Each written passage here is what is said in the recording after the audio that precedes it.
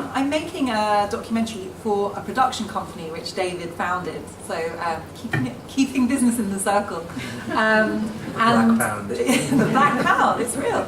And we staged a debate, which I don't know whether you've seen it yet, it was surreal. And it was a debate about this very question, about the extent to which racism is part of life in Britain, and to the extent to which these structural issues affect us. And one of the people on the panel said, with a straight face, I mean, I think we should be proud of the fact that our slavery was better than French slavery. And it's kind of, where to start with that? And it's very common as well for people to say, well, you may say that the empire was bad, but look at the Belgians, look at King Leopold, we weren't that bad.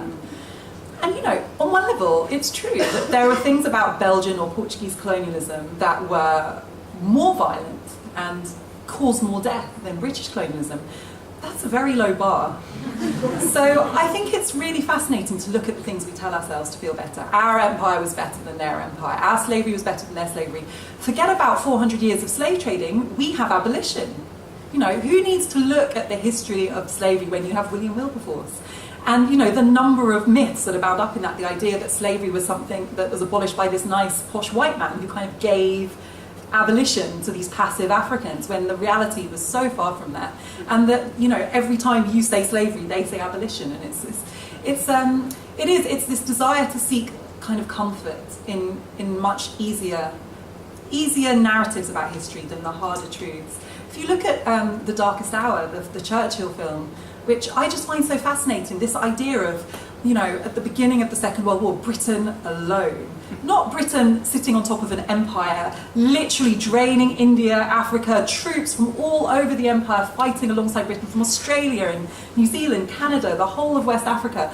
Instead, it's Britain alone. It's this small island in the North Sea, kind of against the odds. And this is being reinvented constantly, this narrative. And I think it is a desire to find the comfortable way through our past and avoid the more challenging bits. And I recognise, and you're doing this as well, that when you are the person who is trying to put the more challenging, the version that we don't talk about, back on the table, the instinct can often be to shoot the messenger. And that is very strong. And in a way, it just confirms the point, that I think we are a nation in denial. We're a nation in denial, and I think that it's in all of our interest that we kind of come out of our slumber.